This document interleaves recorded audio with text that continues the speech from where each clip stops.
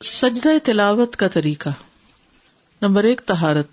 اس میں کوئی شک نہیں کہ زیادہ افضل یہی ہے کہ انسان وضو کر لے، یعنی وضو سے ہو. لیکن اگر وضو نہیں تو سجدہ نہ چھوڑے، سجدہ کر لے. سجدہ تلاوت کے لیے طہارت کی شرط نہیں لگائی جائے گی، کیونکہ انسان جنابت کے علاوہ تمام حالات میں قرآن پڑھ سکتا ہے، اور اگر سجدہ کی آیت آ جائے تو وہ سجدہ کرے گا، خواہ وہ طہارت کی حالت میں ہو یا نہ ہو. قبلہ رخ ہونا ممکن ہو تو قبلہ رخ ہو جائے، لیکن اگر مشقت ہو اس میں نہ ہو پائے تو جدھر بھی رخ ہو سجدہ کر سکتا ہے انسان. لیکن مسنون طریقہ یہی ہے کہ اگر ممکن ہو تو سجدہ تلاوت کے لیے قبلہ رخ ہوا جائے. امام زہری کہتے ہیں کہ اگر تم حالت اقامت میں سجدہ کرو، یعنی گھر پہ ہو، مسجد میں ہو، تو قبلے کی طرف رخ کر کے کرو، اور اگر تم سوار ہو تو پھر جدھر تمہارا رخ ہو اس میں تم پر کوئی مواخذہ نہیں. تکبیر کہنا.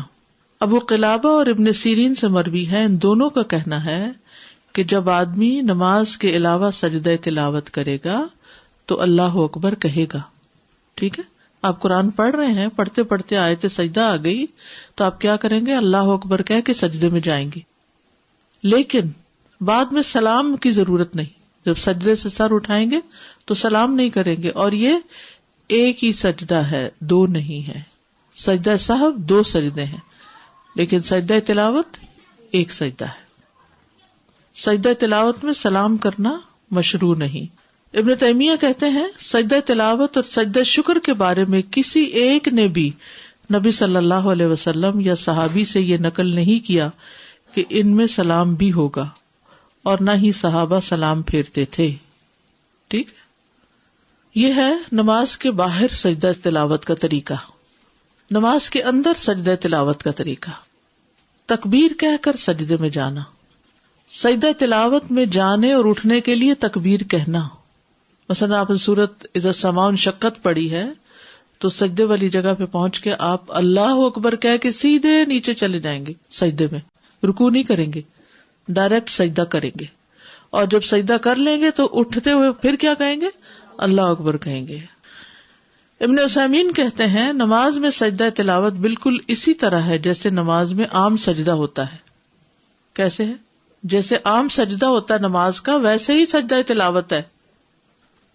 سجدہ تلاوت کی مسنون دعائیں. حضرت عائشہ سے مروی ہے، وہ کہتی ہیں کہ رسول اللہ صلی اللہ علیہ وسلم رات کو قرآن کے سجدوں میں سجدہ کرتے ہوئے یہ دعا تکرار سے پڑھا کرتے تھے. ایک دفعہ نہیں، کئی بار. سجد وجہی للذی خلقہ وشق سمعہ وبصرہ بحولہ وقوتہ. میرا چہرہ اس ذات کے لیے سجدہ ریز ہے جس نے اس کو پیدا کیا اور اپنی طاقت اور اپنی قوت سے اس کی سماعت اور اس کی بصارت بنائی. یعنی کان آنکھ اللہ نے اپنی قوت سے بنائے. نماز کے سجدے والی دعائیں پڑھنا. اگر یہ اوپر والی 2 دعائیں یاد نہیں تو جو نماز میں سجدے میں پڑھتے ہیں سبحان ربی الاعلی، وہ بھی کافی ہے. سجدہ تلاوت دوسرے سجدوں کی طرح ہی ہے، اور نبی صلی اللہ علیہ وسلم نے اللہ کے اس فرمان سبح اسم ربک الاعلی کے متعلق فرمایا ہے کہ اسے اپنے سجدوں میں پڑھا کرو.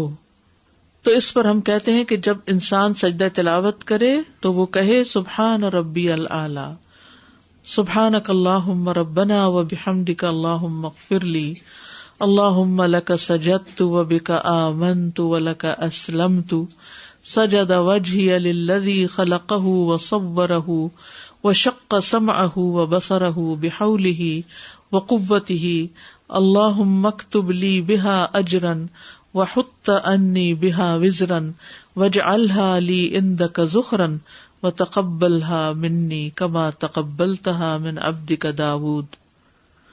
تو اگر انسان اس کے علاوہ کوئی دعا پڑھے جب اسے یہ حفظ نہ ہو تو کوئی حرج نہیں. سجدہ تلاوت والی آیات سے سجدہ کیے بغیر نہ گزرنا. عقبہ بن عامر کہتے ہیں کہ میں نے رسول اللہ صلی اللہ علیہ وسلم سے کہا اللہ کے رسول کیا سورہ الحج میں 2 سجدے ہیں؟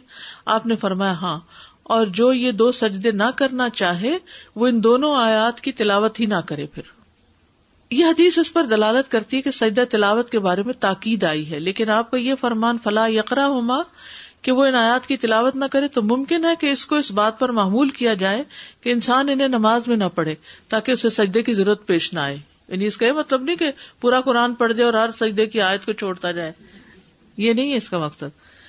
یعنی نماز میں پھر چوائس اوپن ہے، پورا قرآن کہیں اور سے پڑھ لو، یہ نہ نماز میں نہ پڑھو. اور اگر انہیں نماز سے ہٹ کر پڑھے گا تو یہ امر مطلوب ہے کہ انسان پورا قرآن پڑھے، لیکن یہ بات کہ پہلے وہ نماز میں ان دونوں سجدے والی آیات کو منتخب کرے پھر سجدہ نہ کرے تو ایسا کرنا مناسب نہیں. یعنی آپ پڑھ تو رہے ہیں وہ آیتیں جو سجدے والی ہیں اور سجدہ ہی نہیں کر رہے تو ایسا نہیں کرنا. یا آپ کا مقصد یہ تھا کہ اس کی اہمیت بہت ہے اور اس میں تاخیر نہیں کرنی چاہیے. سجدہ تلاوت واجب نہیں ہے. جمہور علماء کے ہاں مشہور ہے کہ تمام کے تمام سجدہ تلاوت سنت ہے، واجب نہیں ہے. جو سجدہ تلاوت کرے تو ایسا کرنا صحیح ہے، اور جو سجدہ تلاوت نہ کرے تو اس کے ذمہ کچھ نہیں ہوگا، جیسے کہ عمر رضی اللہ عنہ سے یہ وارد ہوا ہے. عمر بن خطاب سے روایت ہے، انہوں نے جمعہ کے دن ممبر پر سورۃ النحل تلاوت فرمائی. جب آیت سجدہ پر پہنچے تو ممبر سے نیچے اترے، پھر سجدہ کیا اور لوگوں نے بھی آپ کے ساتھ سجدہ کیا، یعنی سجدہ تلاوت. یہاں تک کہ جب اگلا جمعہ آیا تو آپ نے ممبر پر پھر اسی سورت کی تلاوت فرمائی. جب آیت سجدہ پر پہنچے تو فرمایا، اے لوگو، ہم آیت سجدہ پڑھ رہے ہیں، جس نے اس پر سجدہ کیا اس نے ٹھیک اور درست کام کیا، اور جس نے نہ کیا اس پر کوئی گناہ نہیں. تاہم عمر رضی اللہ عنہ نے سجدہ نہ کیا. وہ لوگوں کو سکھانا چاہتے تھے کہ اس میں آپشن ہے، جو کر سکتا ہے وہ کرے، جس نے نہیں کیا اس کو گناہگار نہ سمجھا جائے. سجدہ تلاوت سنت ہے. تلاوت کرتے ہوئے سجدے والی آیت آنے پر نبی صلی اللہ علیہ وسلم اور آپ کے صحابہ کرام کے نقش قدم پر چلتے ہوئے سجدہ تلاوت کرنا سنت ہے، اس لیے کہ آپ صلی اللہ علیہ وسلم اپنے صحابہ کے درمیان بیٹھ کر تلاوت کرتے، اور جب آپ ایسی آیت سے گزرتے جس میں سجدہ ہوتا تو آپ سجدہ کرتے اور صحابہ بھی آپ کے ساتھ سجدہ کرتے. سجدہ تلاوت کی اہمیت. نبی صلی اللہ علیہ وسلم اور صحابہ کا سجدہ تلاوت کا اہتمام کرنا.